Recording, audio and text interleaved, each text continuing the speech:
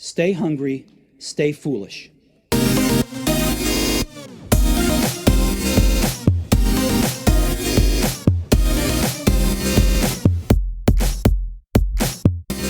If approximately 70% of all businesses are family businesses and 2 out of 3 don't survive to the next generation, what can you do to make sure your business will survive and thrive?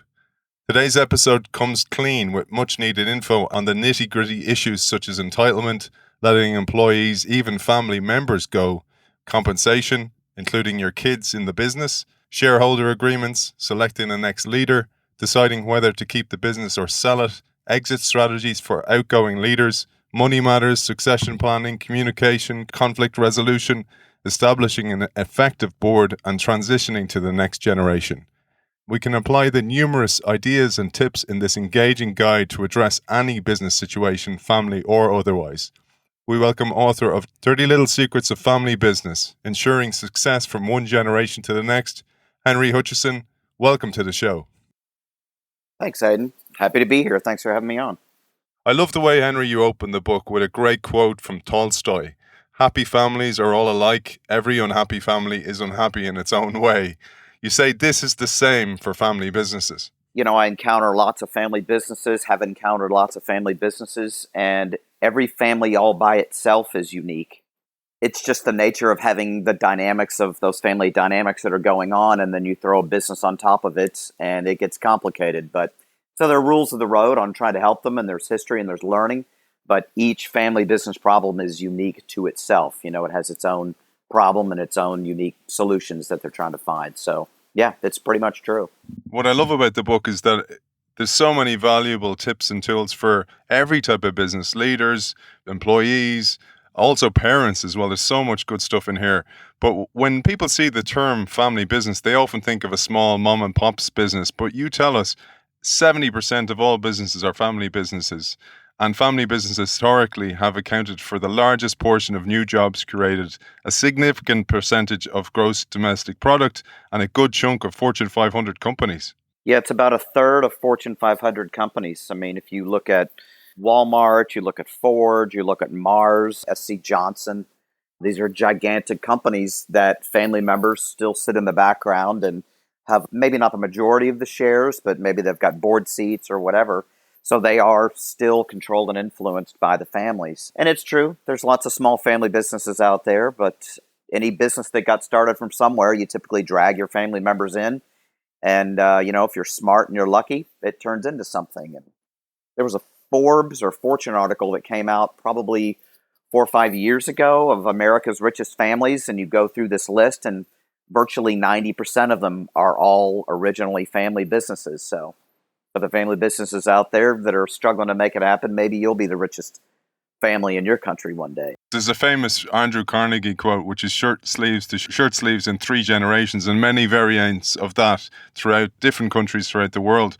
But 65% of family business don't survive to the next generation. Let's share a bit about this. There's a huge problem with this, and you address a lot of these problems in this book.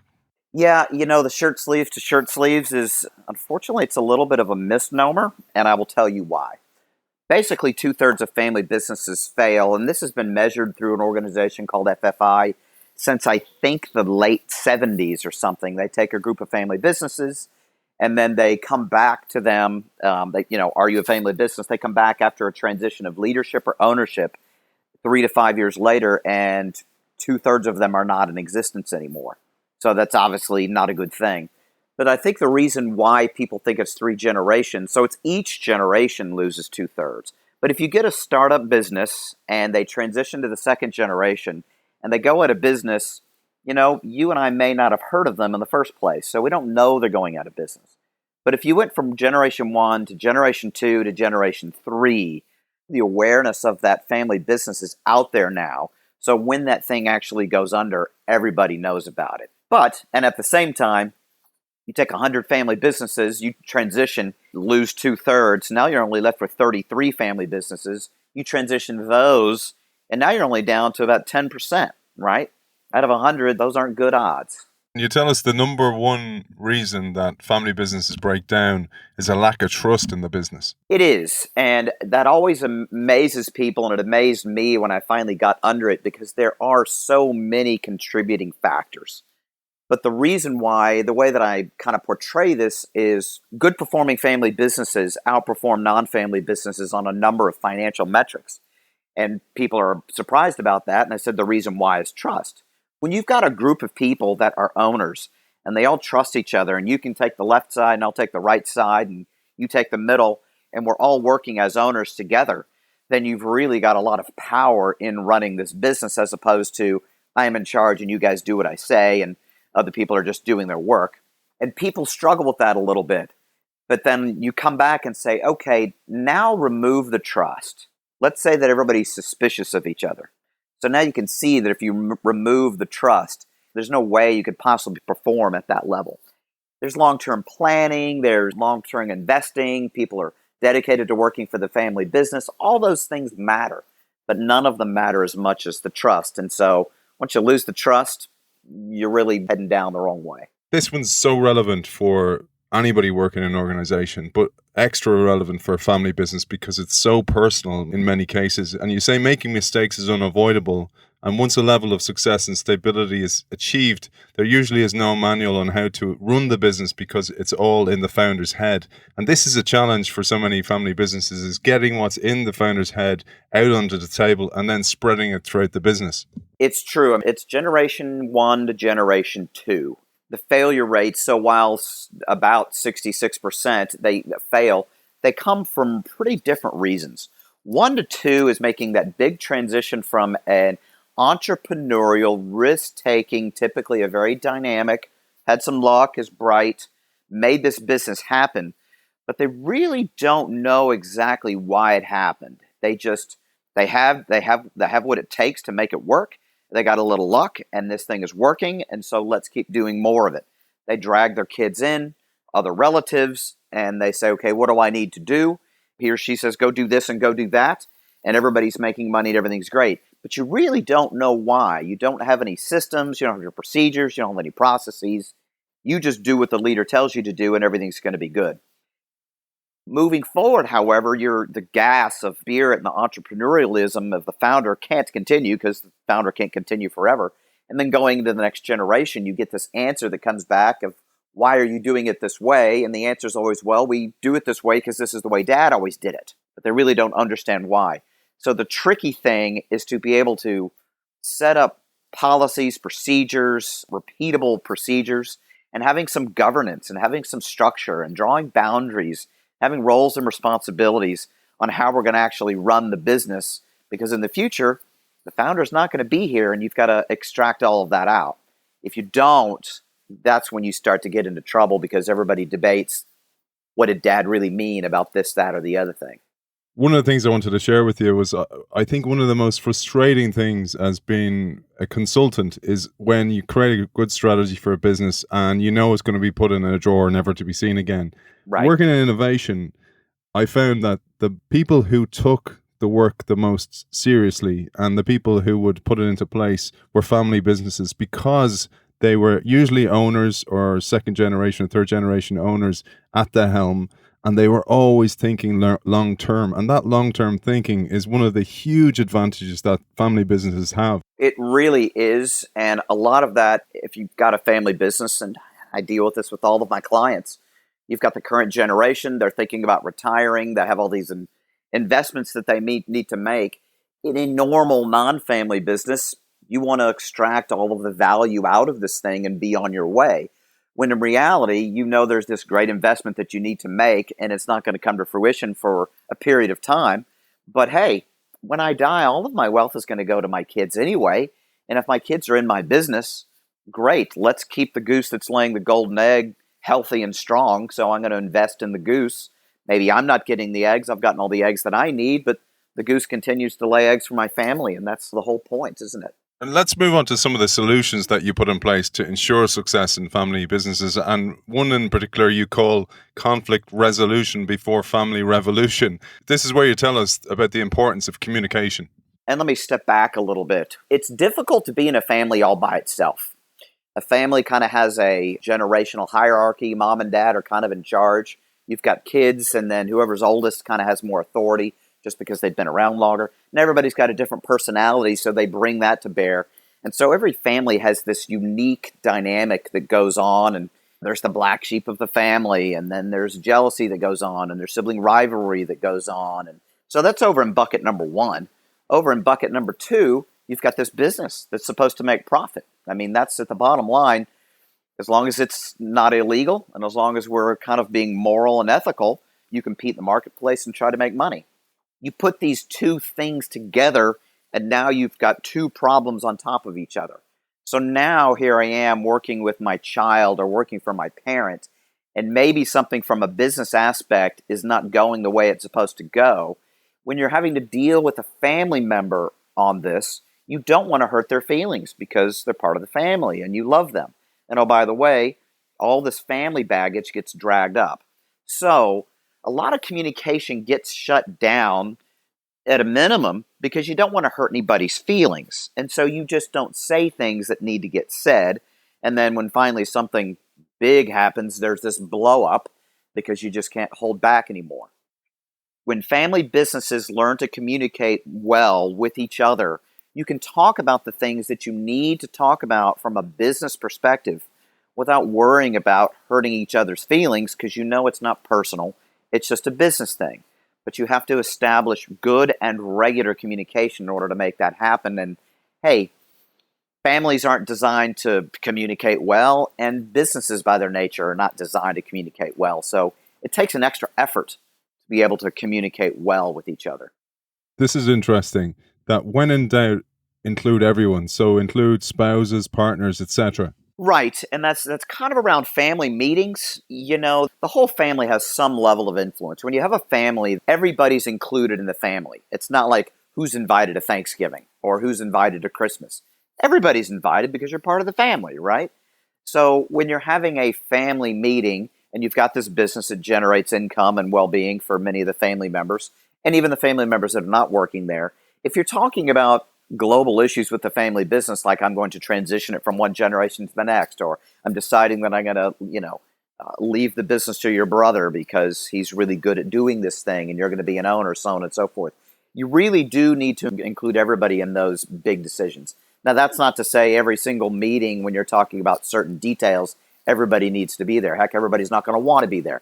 But everybody needs to feel like they can be included. You give a brilliant list of suggestions for every family business that they should follow.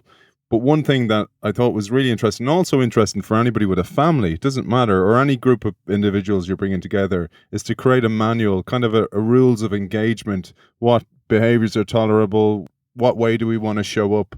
How we should behave? All that type of thing. We call that a code of conduct. When we introduce it, I'm going to be introducing one here in a couple of weeks to a family. I typically don't let them know about it. I just say, hey, we're going to go through an interesting exercise. It'll be fun.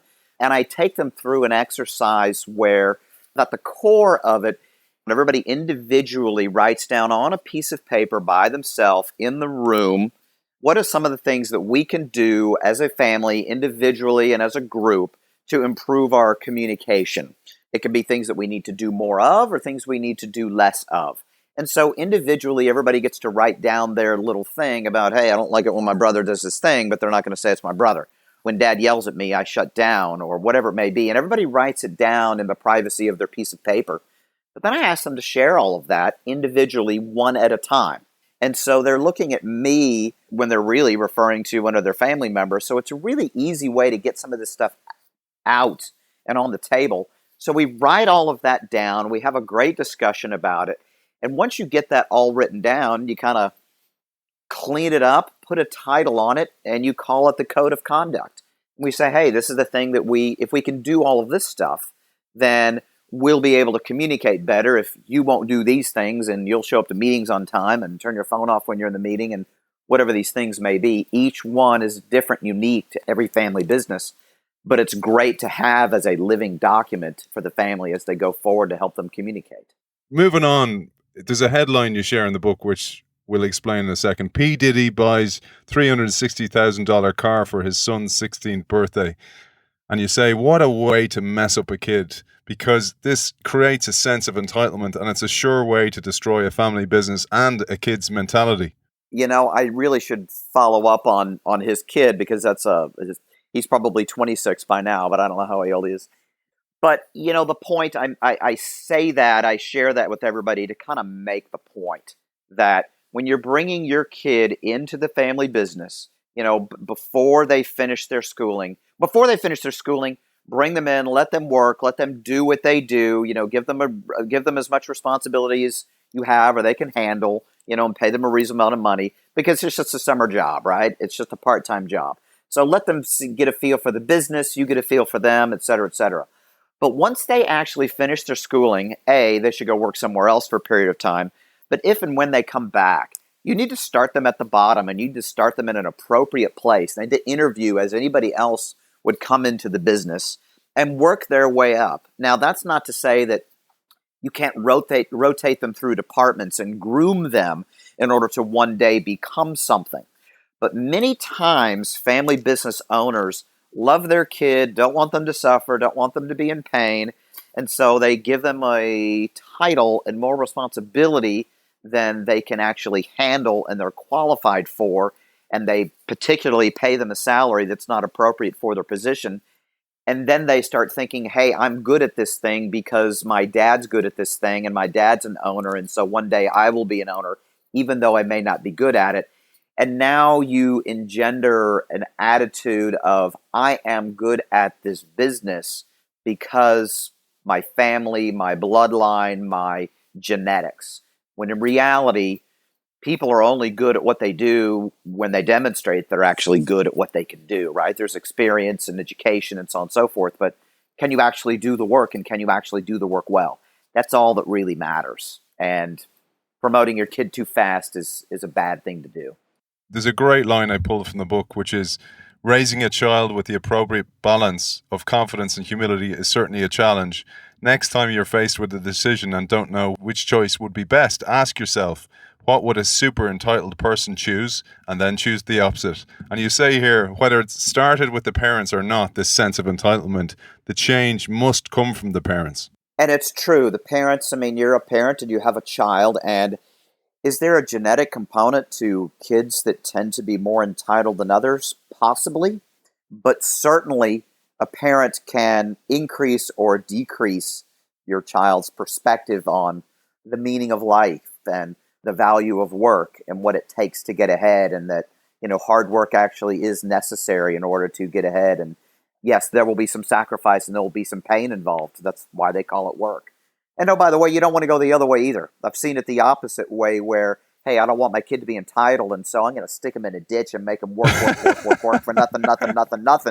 And the kid's like, I'm sick of this and I'm out of here, right? So you don't want to go to the extreme opposite end either. So that's why the confidence-humility balance is so important. You need to strike the right balance in the middle. Yeah, and there's a great analogy you draw here with the Wisconsin National Primate Research Center that showed that the highest correlation to long life is to virtually starve yourself. And the reason you share this is that the body finds a way to function extremely efficiently with few resources. And you use this as an analogy to say, most entrepreneurs started this way. They had limited resources. We always talk about it on this show from an innovation perspective. Constraints can be good because constraints let you know what you have to work with. If you have an infinite choice, that makes things much more difficult. Most companies start out of, I don't have a job. Maybe there's some desperation involved, and I take a chance to see if something can happen, and I make it work I make something work out of nothing. My mother's family business, so my father had a family's business, but my mother's family business started with my grandfather borrowing a camera and taking a picture, and the guy gave him a nickel in order to put 5 cents down, 5 cents when you pick it up. He needed that first nickel to go buy film. So when the guy came back the next day, he said, hey, I'm sorry the picture didn't take, but I'll take it again for free, because now he had the nickel to take the picture, right? He needed that first nickel.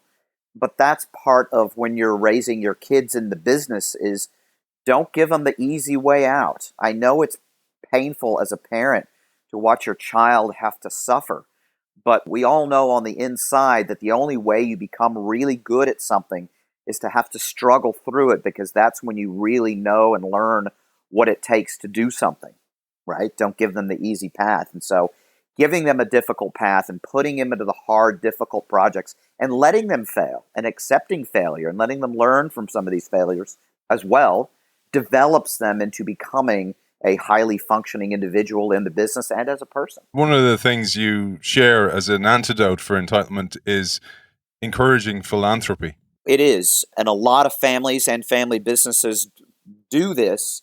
And this is kind of incorporating it into part of your life. It's a bigger philosophical question, if you will. Is that, hey, there's people out there that don't have much. And so while we work and we make money, let's realize that there are folks in the world that don't have the opportunities that we have. And so incorporating some giving back component, whether it's physically going down to the soup kitchen or taking a piece of money and donating it to a good cause, that bounces back at you and helps you realize that, hey, that could be me. And not everybody makes it. And I am lucky and I have a gift of my skills and this business and so on and so forth. And so you appreciate what you have more by understanding that not others have these opportunities or abilities that we have. And so that's another good way of engendering the appropriate mentality. And you talk about as well the storytelling at the kitchen table, Thanksgiving, etc. Talking about the hard days to remind the current generation, or maybe it's the next generation, maybe it is the third generation at the dinner table, that things weren't always this way. We're circling back a little bit to generation 1 to 2 and 2 to 3, whereas generation 1 to 2 is typically because you've got this founder who's dynamic and has it all in his or her head. And then the next generation never really learned how to do this thing from a functional perspective because dad's not here anymore. We always just did what dad did. But when you get to, let's say you get past that, right? Let's say you did learn it and you're also pretty good and you use that platform and build further. When you get to the third generation, many times there's money around, right? And so the third generation is born with babysitters and dad's driving a nice new BMW and mom and dad are in charge of, running a company and they're in charge of a bunch of people's lives, right? So my parent is powerful. My parent has money. My parent gets to take time off. My parent is an owner. And there's money around. And so this is where the sense of entitlement can come in. And because you're the third generation, you can get disconnected with the hard work that it took in the first generation to make this thing happen. And because you get disconnected from that, you think that, hey, this is the way it always has been and the way it always will be. Connecting those stories back to what happened in the early days create that vision of what it took to get here and the continuance of that vision going into the third and fourth and fifth generation. I think this is very relevant to many listeners to this show. We often talk about parenting in this world of abundance. And one of the difficulties for many of us is making sure we're not lawnmower parents or helicopter parents, paving the way too much for the children, but equally giving them a comfortable life, but not too comfortable, because you want them to have that little bit of grit so they can survive in life, because that's the way life is. Right. But moving on then from parenting to innovation. One of the biggest challenges for many innovators or change makers or corporate entrepreneurs in businesses is selling their idea. So either selling it to the status quo, selling it to an incumbent CEO, whatever it might be. But this is also a huge challenge in family businesses where the current generation or the former generation are resisting the new ideas of the next. It's the big question of the day, and we don't have enough time to cover this, but every generation has a generational gap. I had it with my parents had it with them, and so on and so forth. But it seems to be rather acute now because of the advent of the internet and communications and, smartphones. And so when I grew up, we had a few channels on the television, and my parents didn't have a television, and so on and so forth. But the leap in technology is so big now that, frankly, us baby boomers struggle to keep up with it. There's actually a book out there that talks about how little us baby boomers realize, even though we're smart, how much change is going on. But there's a balance here. And a lot of it, it's a 50-50 thing. I'm a young kid. I'm coming up and I've got my ideas. And these ideas in these days are pretty out there because of the way the world is these days. But the nature of the current generation is that, hey, I've built this thing up. I've made it work. I've got it stabilized. And now I need you to do exactly what I do in order for this thing to keep going. which I'm not going to say nothing could be further from the truth, but it's pretty close, because you can't train somebody. Training somebody to do exactly what you do is only going to work if it were frozen in time today. But the fact of the matter is the company is going to be 5 years later, and 10 years later, and 20 years later. And the current generation won't be here then. You need to train your kids to be able to deal in a world that's 20 years from now. But as the current generation, I don't really know what 20 years is going to be like. My kid has a better feel for it. So I guess the point is, for the current generation, you've got to force yourself to be more open-minded on some of these ideas that seem kind of crazy, to enable them to explore some of that stuff. You don't go nuts. You can't let them do crazy stuff. There are basic business fundamentals that one must adhere to be sure. But part of the problem and part of the conflict is shutting your kid down and stamping out their enthusiasm when maybe they've got great ideas, A, and B, they've got their own personality here. Maybe I'm a great financial person, but maybe my kid's a great salesperson, and maybe their kid's a great logistics person. Take your skill and bring that skill to the business and bring that forward. You've got to enable that, and you've got to foster that. So, like a older corporation, one that's crystallized in its thinking, and you have the breakthrough idea or the innovators within the company coming with a new idea, but often they need to reflect that when you point the finger, there's several pointing back at you, and they must ask themselves a series of questions before they berate the previous generation. And one of those you talk about is, are they approaching the current generation in a manner that is respectful of the legacy they've created? It's funny, I see it over and over again. To your point, for the up-and-coming generation, it happens all the time, right? Somebody walks in the door, they've been there a week, and they say, hey, this is all screwed up, right? Maybe it is. But you need to kind of pay your dues and figure out, demonstrate that you can do the work that we're doing here now, that you understand the work that we're doing here now, and how we do it and why we do it, and demonstrate all that. Then you can stand on a platform that says, hey, I think we need to consider some changes, because you've demonstrated that you understand how it works, right? So you've built up some credibility. But the other thing, and this particularly happens from generation 1 to 2, is that generation 1 it's a founding of a business. And, out of 100 things, these 5, 10 things had to come together in order for this thing to work. But then when the next generation comes in, they've got a college degree, maybe that I got a degree in business, maybe they're pretty bright, and they come and they look at this thing and they say, whoa, what are you guys doing? This thing isn't operating on a professional manner. And then they start criticizing back on the current generation of, why didn't you this, and why aren't you doing that, and why aren't you doing the other thing? And I've heard it, if I've heard it once, I've heard it a million times. They look back and say, well, if you look at our financial statement, you'll see that it actually is working out okay without having done what you say. But the point is that in the first generation, you're focusing on the really critical things to make things happen, to make this business work, to make some money. You push to the side the things that are not as important or as irrelevant, or so on and so forth. I've got a particular client that said, we don't know how much money that we need to fund this thing for. We're going to take 2 cents of every dollar and we're going to shove it in that bucket. When actually, professionally, you need to account for all of it. And the daughter was saying, how ridiculous that you're not accounting for this. And he looked at her and said, we were too busy making and selling product to worry about how much money we were making. We were just making money. And that shut her up pretty quick. So be careful about poking into how they did it in the past if they're doing well, right? If you're doing well, great. That's an area where you can clean stuff up and we can do even better, right? So the current generation got you this far. Let's just take it forward and try to make it better instead of being critical of the past. Yeah, but as you say, and as we see in innovation all the time, that is when you're dangerous, when you're in that kind of mode of, we're doing fine, we don't need to worry about the outside world. And you mentioned this, the world's moving so fast, and that's the point. When you're complacent, it's an extreme weakness. It's a danger that every family business runs into. And we're splitting hairs here a little bit. But yes, you take the current generation, they get to a point, the business is doing well, they're making a lot of money, and then you let that coast for 5 and 10 years and it keeps going and it keeps making money.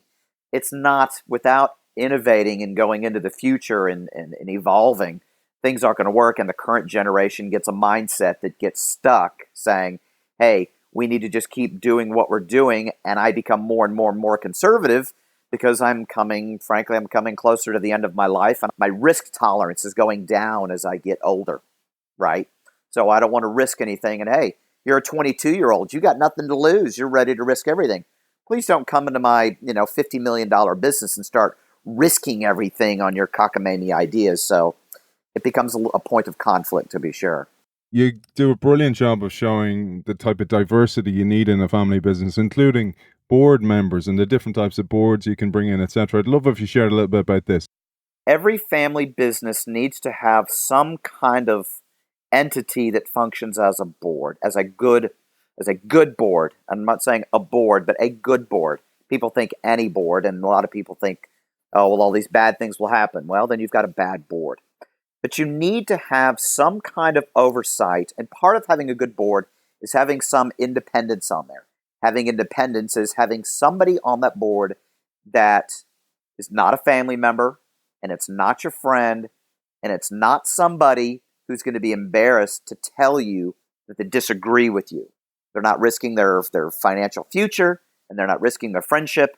There's somebody that you don't know who knows something about this business. You pay them a little bit of money, and you have them look at what you're doing as a business, and they provide honest feedback to what you're doing.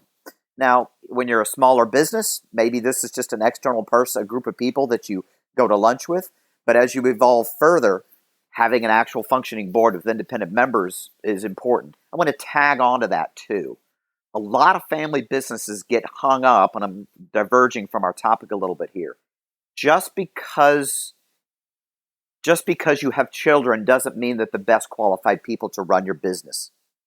Maybe they need to be mid-level managers and they can be good owners. And maybe you actually hire somebody from the outside who's really good at what they do to run your family business. And we did that with our family business. SC Johnson does it as a matter of course in between generations. You've got the family member running the business and the up-and-comer that actually comes up in the organization, and then you hire in an outside person to be the president of the company. I become the chairman of the board, and now my child is reporting to the president of the company, who is a non-family member. And then at some point, if they make it, they run the company, and then they do it again, and then they do it again.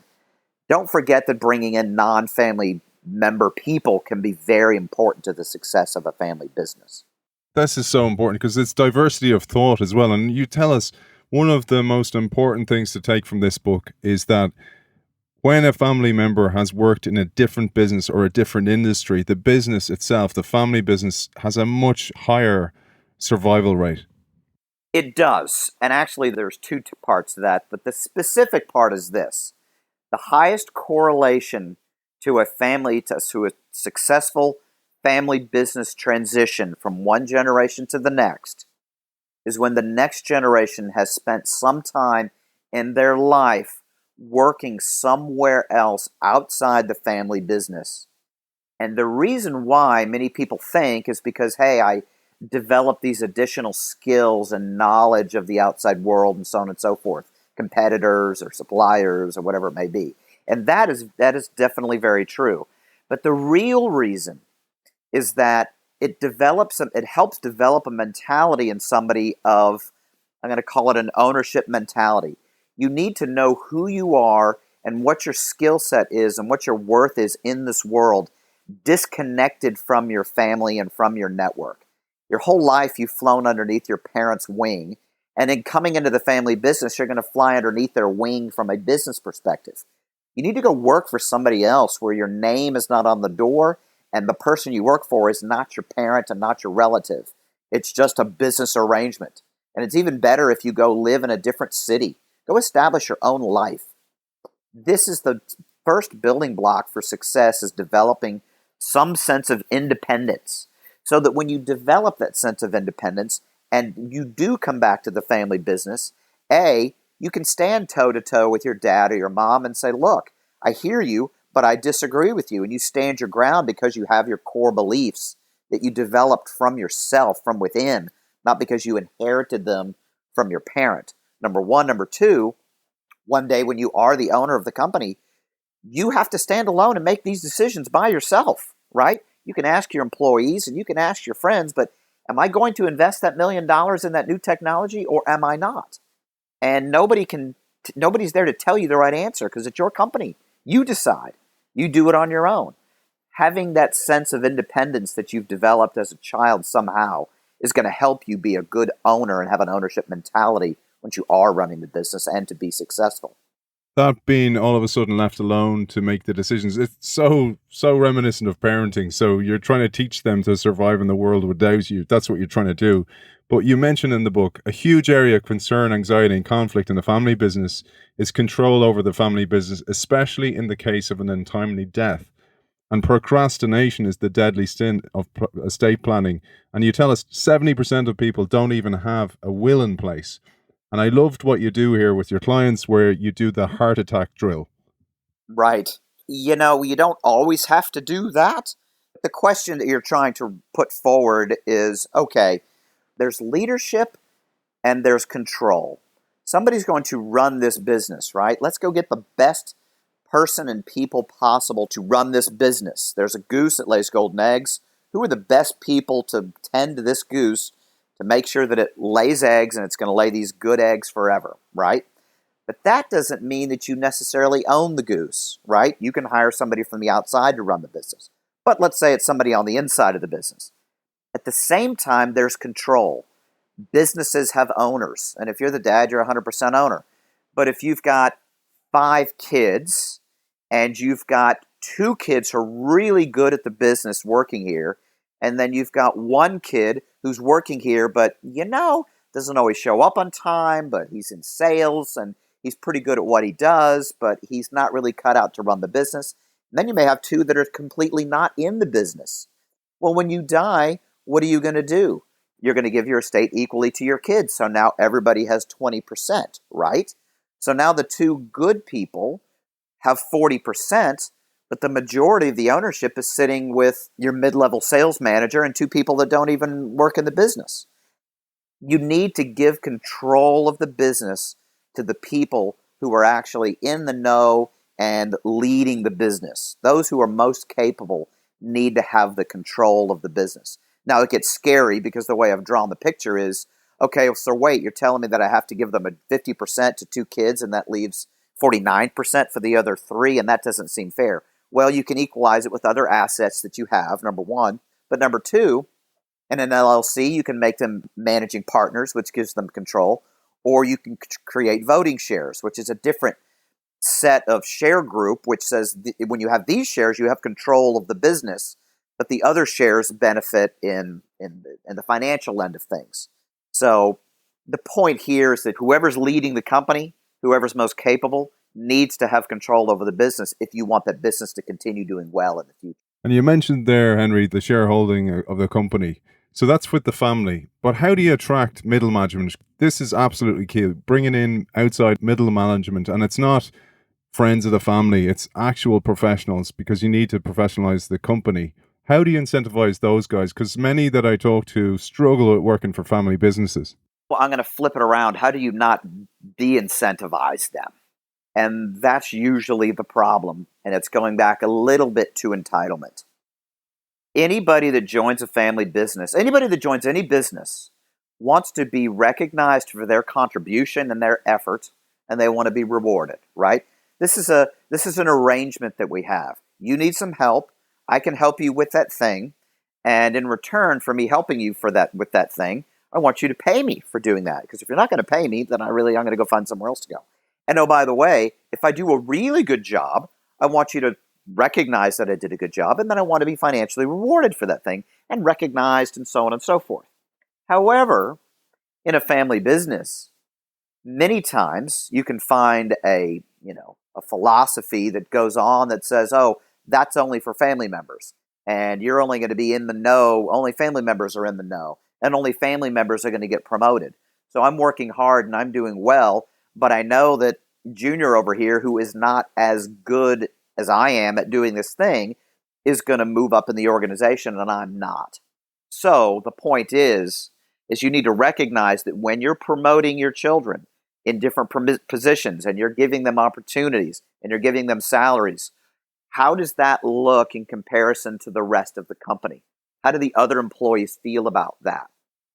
And bringing this to a really fine point, when you're transitioning a family business from one generation to the next, one of the Achilles heels is that you need to make sure that you talk to your key non-family employees and say, hey, we're talking about this transition and we're thinking about doing this stuff. We haven't done anything. How do you feel about this? And they may say, hey, I thought I was going to run the company. What about me? And now you better take that into consideration because you don't want to lose this person. Or they might say, hey, I've always thought that was a good idea. I think your kid's great and I'm looking forward to working with him or her or them or whatever. And then there's points in between. But by golly, you better make sure that you have conversations with them because you've got key people in your company that are not family members that are making this machine work. And if they get unhappy, you're going to be in trouble. Yeah, and you tell us throughout the book, communication is one of the number one skills so important in any business. But moving on to succession. One of the big challenges for many people, and this goes beyond family business owners, but even CEOs, sports players, anybody in a business, parents with empty nests, is letting go of who they used to be. So here, I mean, if your identity is so intertwined with your work, and that is particularly the case with a family business, particularly if you were the founder and you built it with your blood, sweat, and tears, it's very difficult to let it go. And the number one succession issue facing a family business is the inability of the current leader to make space for the next generation. Part of the problem is that it's so counterintuitive. The way to lead family business through succession is to stop leading, and that is the difficulty. In my mind, there are 3 gates you have to get through for successful transition. And this is, number 1, are your kids interested and capable and can they get there? But number 2 is the current generation has to get out of the way enough. You don't have to leave, but you got to start backing out just so you can give them space to get their hands on the wheel. They have to actually be doing the real work. How do you know they're going to be successful running the business in the future? Have them run the business in the present, right? So I can ride the bike and show you how to ride the bike, and I know how to ride the bicycle. But then I need you to get on the bicycle, right? And I need you to ride the bike. So the best way to know if my kid's going to be able to ride the bike or drive the car or run the business is to run alongside them while they're doing it, which means you can't ride the bike and you can't drive the car and you can't run the business because they're doing that and you're running alongside. So that, hey, they'll make some mistakes and you'll have to say, okay, is this a normal mistake? And they need to pick themselves up and learn from it and kind of keep going and get back on the bike and let's keep going. Or is there some fundamental problem where I need to come back in a little bit and say, hey, let me show you again how this works. Or, hey, maybe this is not your thing. There's a lot riding on this business being successful in the future. It's your legacy. It may be your retirement. It's your kid's future career. It's your kid's future self-esteem and meaning in life. And so it's really quite simple in language and in logic. If you want your business to be successful, you need to back out as soon and as much as you can when your kid is ready and let them do this and run alongside them. That's the best way to know whether or not they're going to be capable of doing this and groom them to be really good at doing this thing. Instead of saying, hey, I like doing this and I'm good at what I do and I like making the money and so on and so forth, you're putting each day that goes by, you're creating more risk that the succession will not go as well as it could the longer you stay in the business and the later it takes for them to get their hands on the wheel. Nice. And then there's the flip side of this, and we'll start landing the ship with this now, is when a child wants to tell their parents that they don't want to be in the family business. I loved what you said, and the way you phrased this is beautiful. This is one of the best ways to say you're leaving. I am your child, I love you, and I will help you with whatever I can. But this is my life, and I want to pursue my own dreams. I think that's a beautiful way to phrase it. It is, and I'm going to take this from both sides. I mean, there's some, hey, I would like you to have this business, and it would make me feel good if you took this business, and won't it be cool? We can work together. A good family business is great because you get to work with your kids, you get to work with your family, right? You love your family, and we get to spend more time with each other. It's wonderful. We get to do a project together and be successful at it. But People need to go pursue their own life dreams, and parents should not force their kids into or guilt them into running the family business. And so it can be very difficult to back out. And so, yeah, it really is a heart to heart that you're going to have to say, look, this is really not my thing, and I know it's your thing, but there's two aspects of this. One is, I may want to do this business, but I don't want to do it as much as you did it. You love it, and you're a workaholic, and you work all the time at this thing. If I have to work that hard to do this, like ridiculously workaholic hard, no life balance, I don't want to do that. I'm here to tell the next generation you don't. You can get it structured so that you can. And I see it many times. But on the flip side, there's a lot of kids these days that say, hey, I want to go do my own thing, and I'm not sure that I want to join the family business. Many times I'm on the other side saying, I want to make sure you understand what you're giving up here, because this is a very lucrative opportunity for you that you can have by doing this thing, and you can get it structured so that it works for your life. And don't just flippantly go off and say, I want to do something else with my life. Make sure you realize what you're giving up, because many times the opportunity to run your own show, it's really about your life. You make good money and you can pursue your other life dreams while running this business that you've got here. So think twice about giving up a family's business when it's running really well. Beautiful. And I pulled a quote that I'm going to sign off with today from the book that I love.